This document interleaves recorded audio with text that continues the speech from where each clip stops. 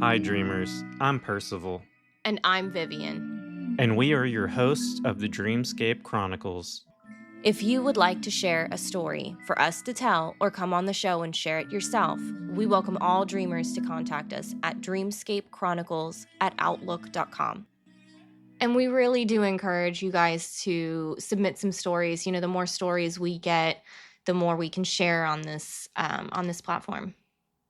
So, alrighty, episode 2. Numero dos. Lucid dreaming. That's where we're on right now, yeah? Oh, okay. Yeah, let's do some lucid dreaming topic stuff.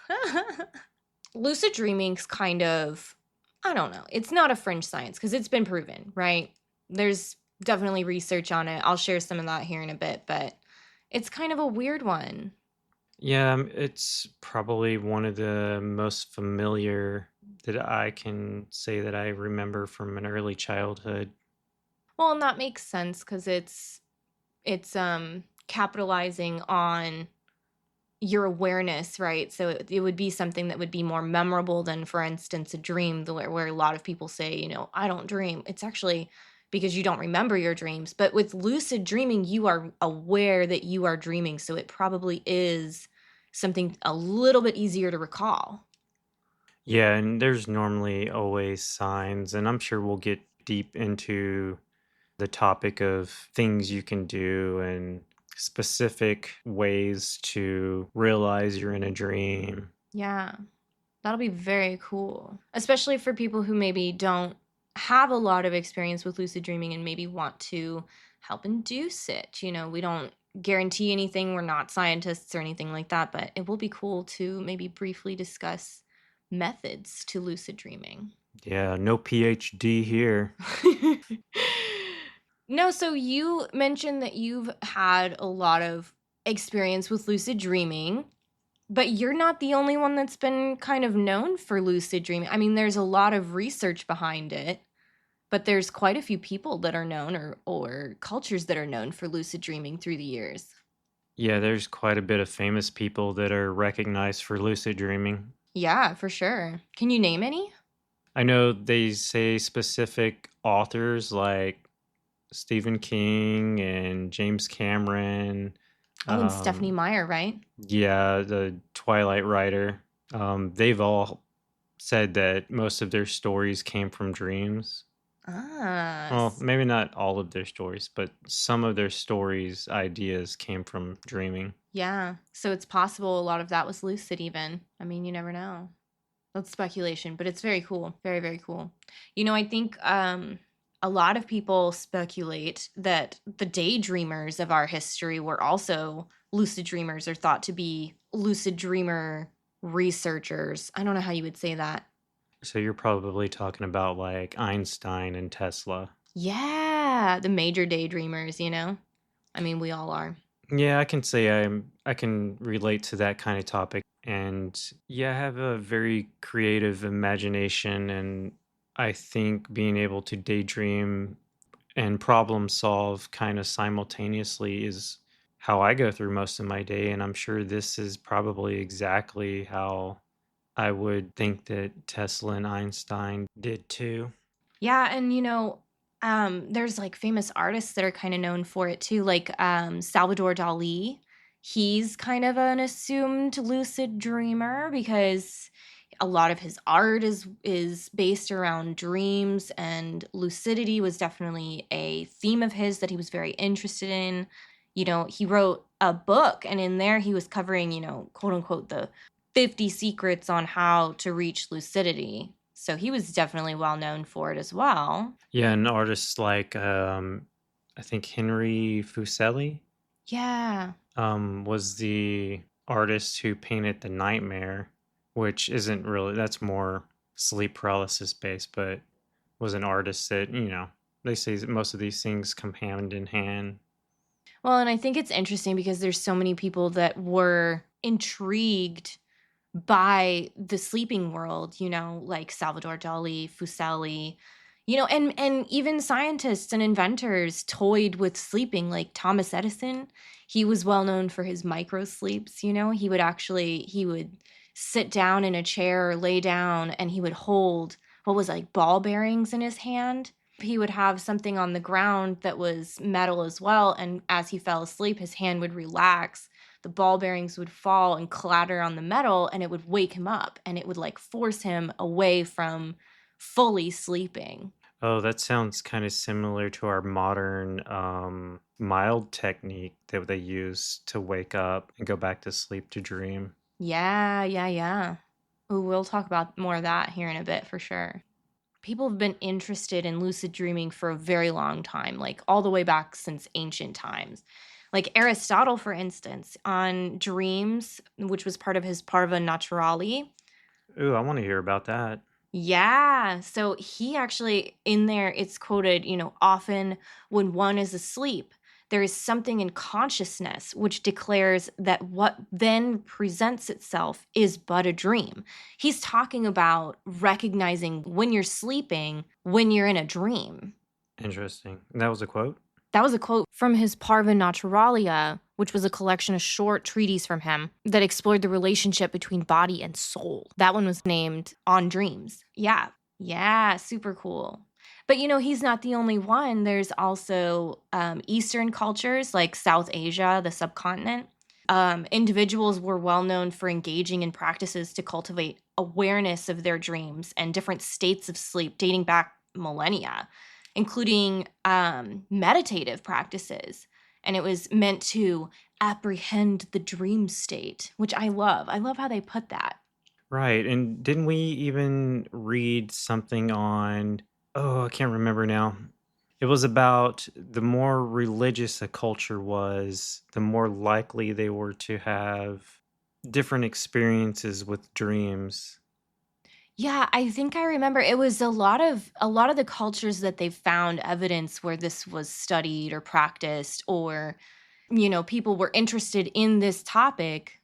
They were more of a religious type, Yes. spiritual based community. Yes, in some way or another. I mean, it could even have been ritualistic, but in that way they had a more mindfulness of spirit. And I believe there are some even writings in the Bible that reference people's dreams. I mean, there's angels talking to people in their dreams. Yeah, there's prophetic dreams. Who was it? Moses? Moses had prophetic dreams of the famine. Right. And wasn't Joseph a dreamer? Joseph was the dreamer. He was like the dreamer. So yeah, there's other historical references, and what other things do we have here that we can mention? Well, I mean, honestly, you want to talk about dreaming, it's really hard not to mention sleep. So, how do we determine what sleep is in the sense of dreaming?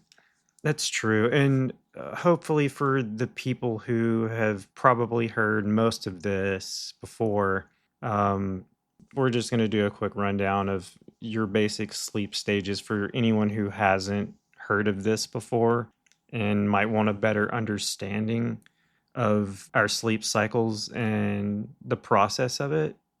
But we're just creating more of a baseline. We won't go as in depth on this in other episodes. If you wanted to reference, you can reach out to us and we can chat. But there's two types of things that kind of affect our sleep and the way and the states of how we sleep. There's circadian rhythm, and that's a lot of like, it's how your brain reacts to light, and it like wakes you up when you detect light, even when your eyes are closed, because your brain has that signal, right? But it also tells you the reaction of dark. So whenever it goes dark, it's like it's training your brain to flip that switch and go back into like a sleep mode. That makes sense. That's probably why they tell people to turn all your lights off when you're ready to go to bed so that you can fall asleep easier, Like putting your brain in that mode. preparing it for sleep. Yeah. Yeah, and I actually read, it was super weird, but people who are completely blind actually have trouble regulating their circadian rhythm because they can't detect and react to the light cues that circadian rhythm relies on. Oh, interesting. Isn't that weird? I can't imagine.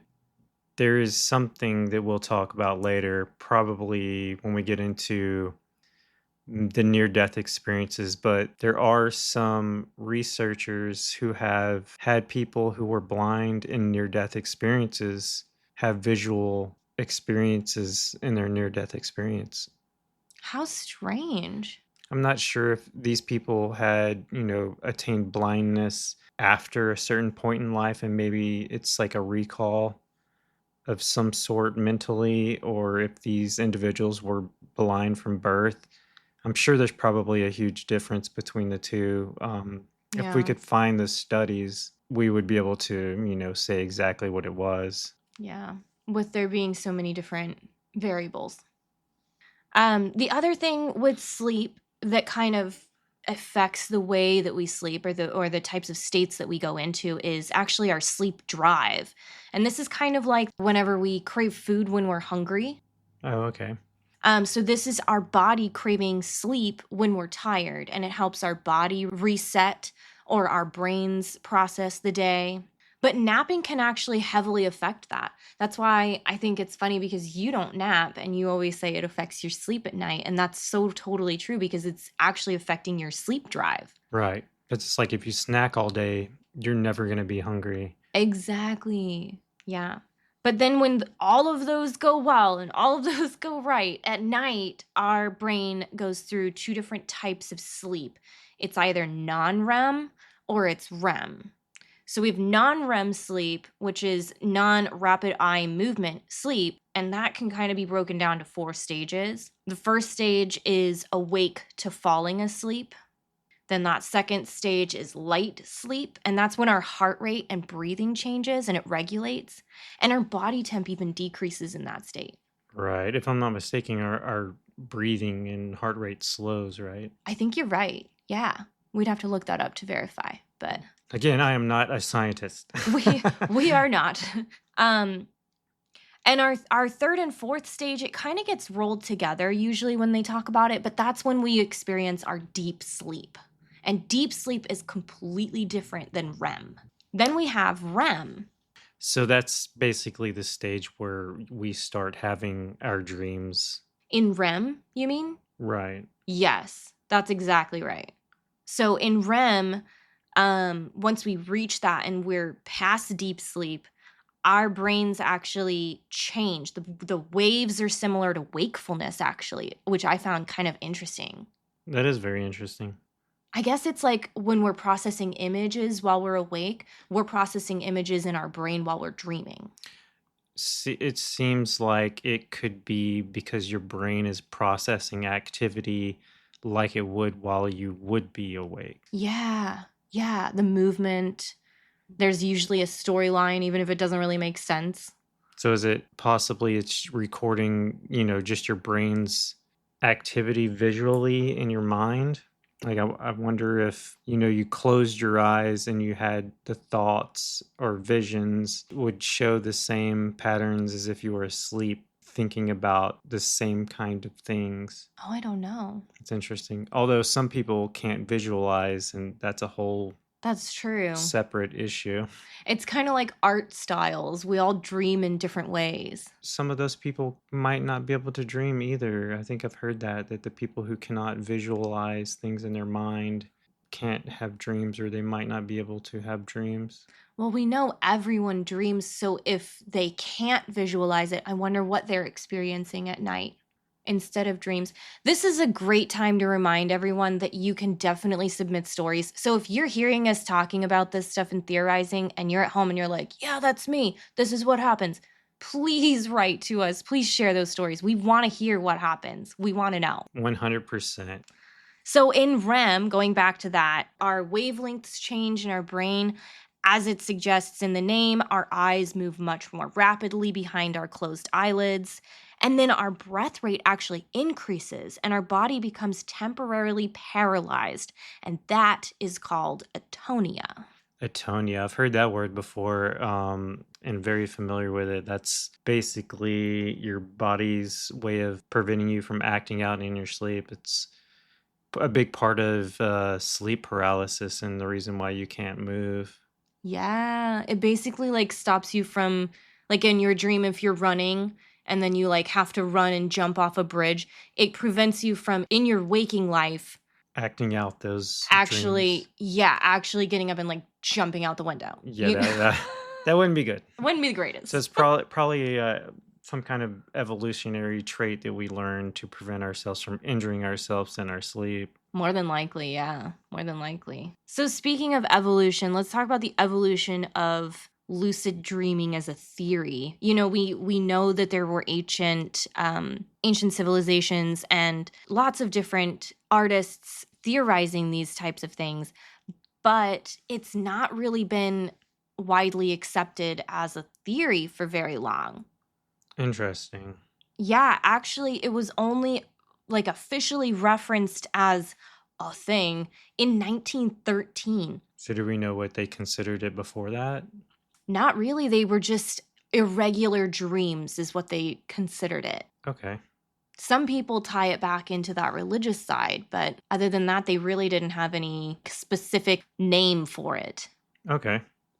But what's crazy is they only referenced it in 1913, but they didn't start studying lucid dreaming, like really studying it, until like the 70s and 80s, 1970, 1980. That sounds about right. I think that's probably around the time that the government started doing research into remote viewing. Oh, you're like talking CIA stuff. Yeah, like spy sleeping. Probably what Stranger Things is based on, I feel like. Yeah. Was it the Montauk Project? I could be wrong, but I think that that's very similar in nature. Very much so. Very much so.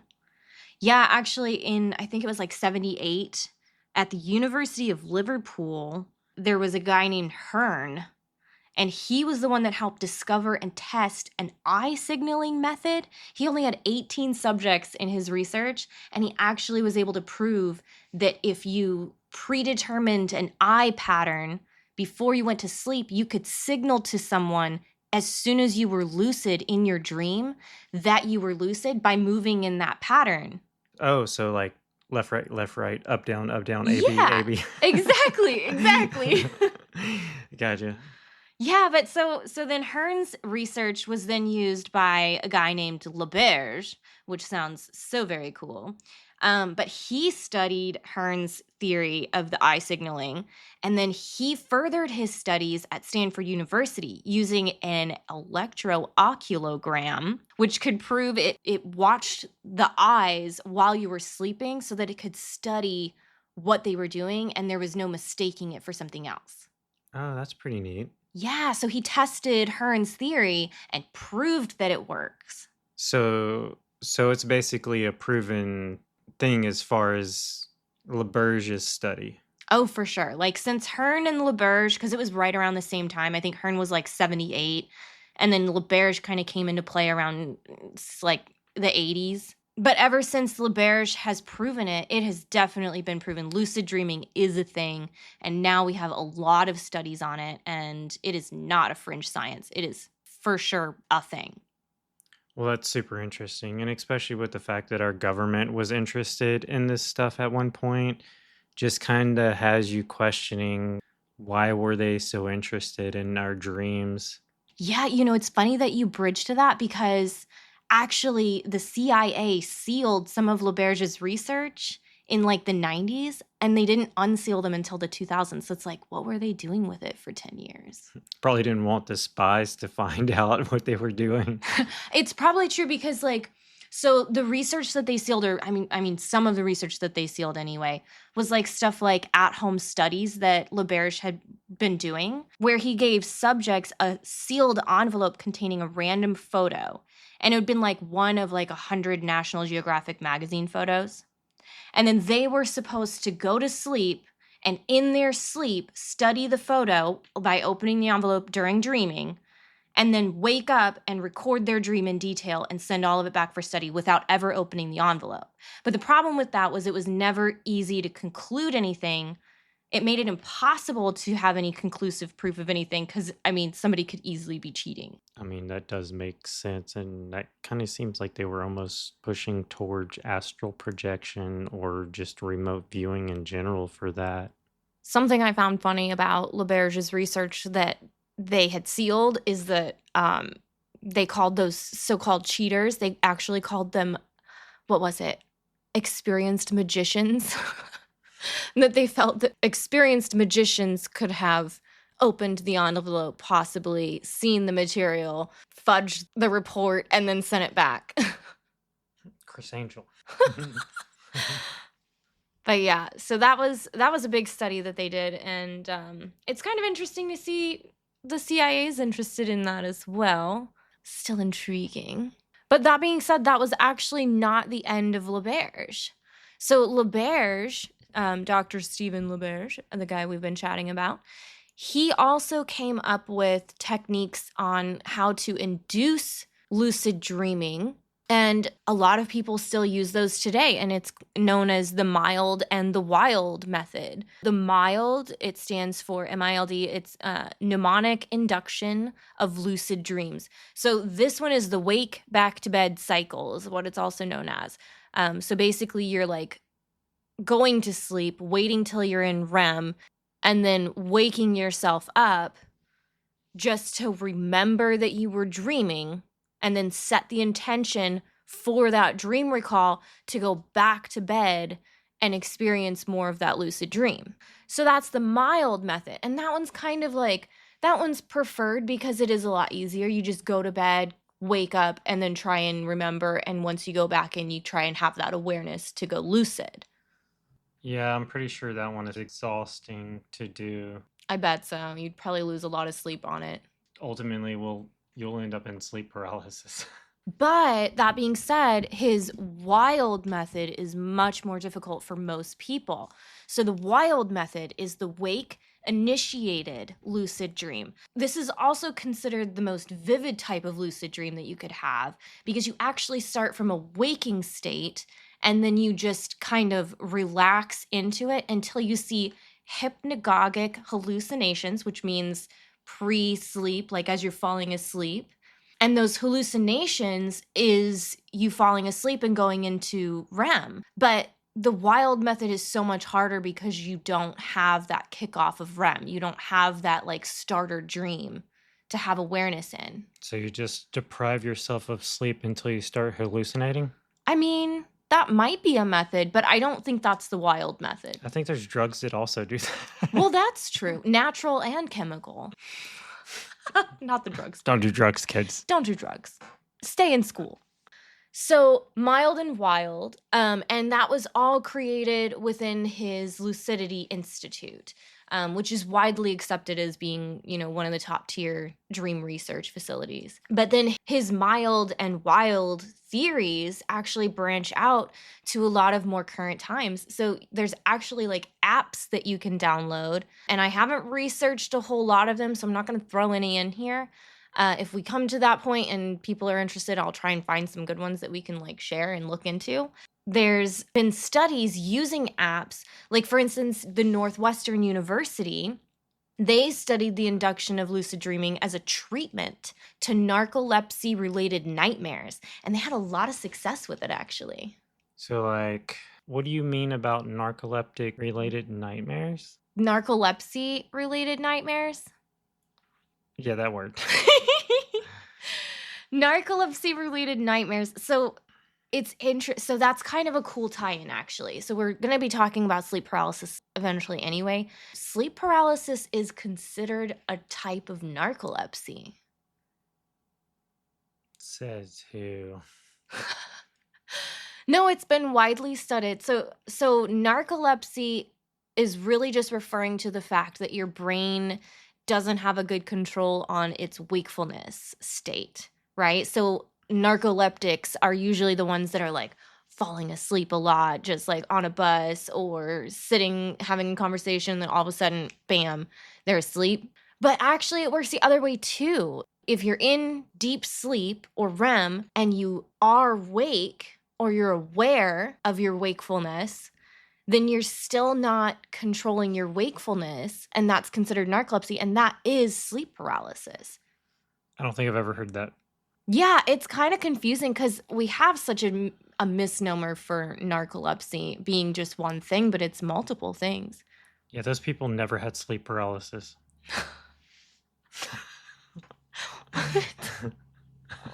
Oh my God. Northwestern University, with their help, the senior author, Ken Poller, who's the chair of the Northwestern Department of Psychology out there, he helped develop an app to try and test this theory that lucid dreaming would be a good treatment for instance, night terrors or sleep paralysis.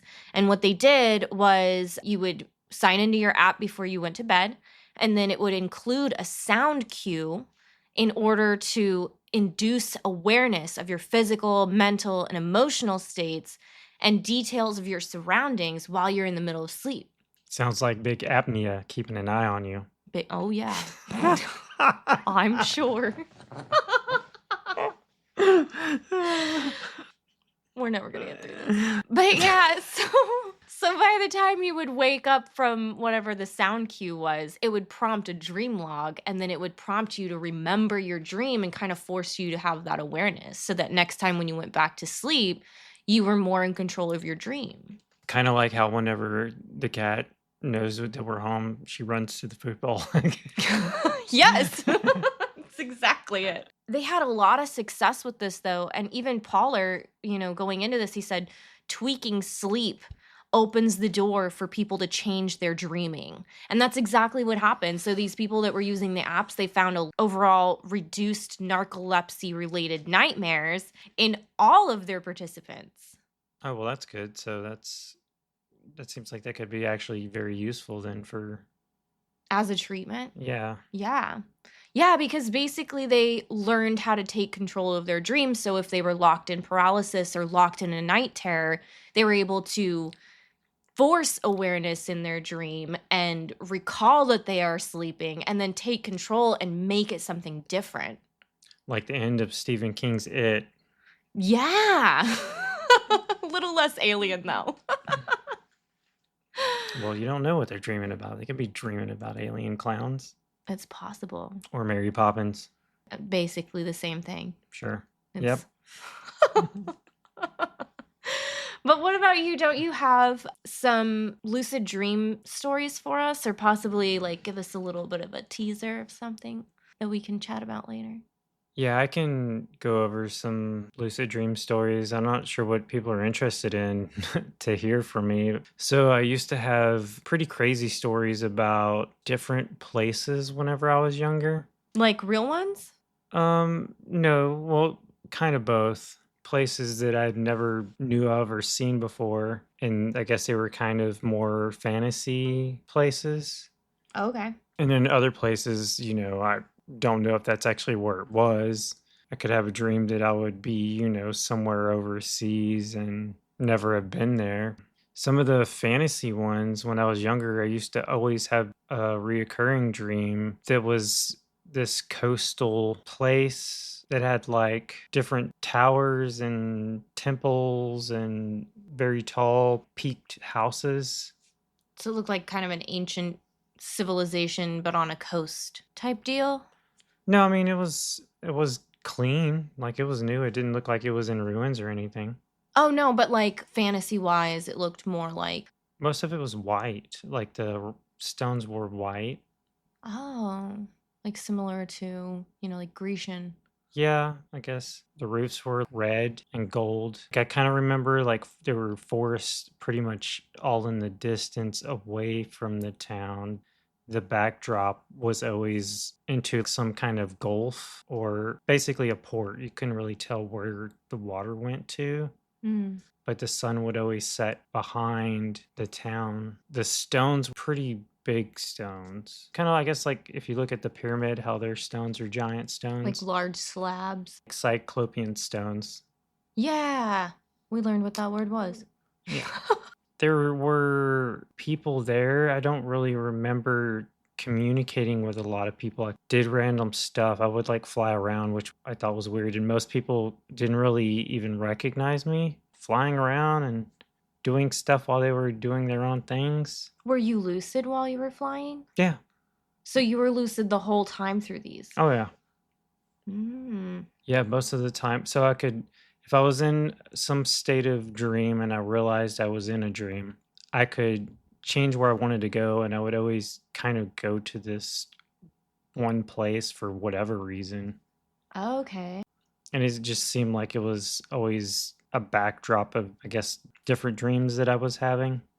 So when you changed the channel, so to speak, this was your preferred show. Yeah, I guess my mind just kind of went there because I guess it seemed kind of peaceful. It was like seaside village. It sounds nice. Yeah. Maybe we should go on vacation. Well, lucid dreaming is weird. So there's just so many different things I could say, but they all just seem kind of silly. Silly Like how? there were times I would have to fight people, Oh my gosh. like evil villains. Just random things. I remember one of the first times I had lucid dreamed. I just remember realizing something was off in the dream and then being like, oh, this is a dream. But whenever it first started happening and I started recognizing that it was a dream outside of normally being able to just kind of change the narrative, it kind of messed things up because after that, I realized that it was a dream and that I would start waking up. So the thing that helped me stay in the dreams was once you realize you're in a dream, try to really slow down and focus on something else in the dream. Because for me, more times than not, I get too excited inside the dream. About 2 weeks ago, I had a dream about me and my sister when we were younger. And then whenever I realized she was a kid, I was like, oh, this is a dream. I just immediately like went to fly and flew like through the roof of the room, and then it kind of jarred me back awake by dematerializing through the roof into the ceiling. Oh my gosh. And then I woke up and was like, oh crap. So Lost opportunity. yeah, it's kind of a bummer whenever you do those because it doesn't happen every time, and there are some people who are very good at being able to have lucid dreams every time. The hardest part, I think, is catching the dream.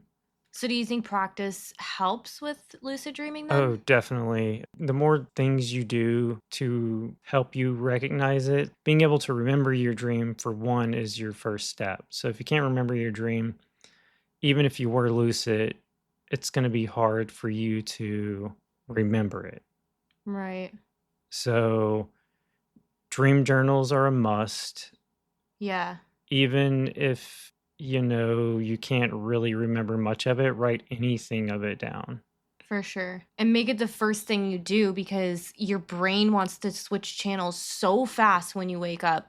It wants to dump that information, so you have to make it the first thing you do is write that down. Yes, whenever I get up, I try to not jump up immediately and try to think about the dream I was just having, if I can Yeah. even remember that I had a dream. But trying to think about it for a few moments before thinking about anything else. I just had this dream. I was doing this, and then this happened. And then, XYZ, I woke up. Write what you can remember down. And just like anything else, repetition and doing it, you'll get used to it and it'll be easier to start remembering and being able to have better dream recall. Hmm. Well, I've been trying to remember my dreams for a couple of weeks now. I mean, I've been working on it myself, so maybe I'm on my way to lucid dreaming. I'll just scare you awake in the middle of the night. Yeah, that'd be helpful. Just set an alarm to go off every night at 2 o'clock in the morning. I'm pretty sure we have that. It's a cat. That's true. Well, this was a great episode, guys. I think that what we should take away from this is anyone who wants to start lucid dreaming, there's definitely hope for everyone. Try different methods. There's obviously more than one way to do it. Keep a journal. Practice makes perfect, if that's a thing you can say here. And I can't wait to hear some stories. Maybe some people will have something to share. Look at the clock. What do you mean?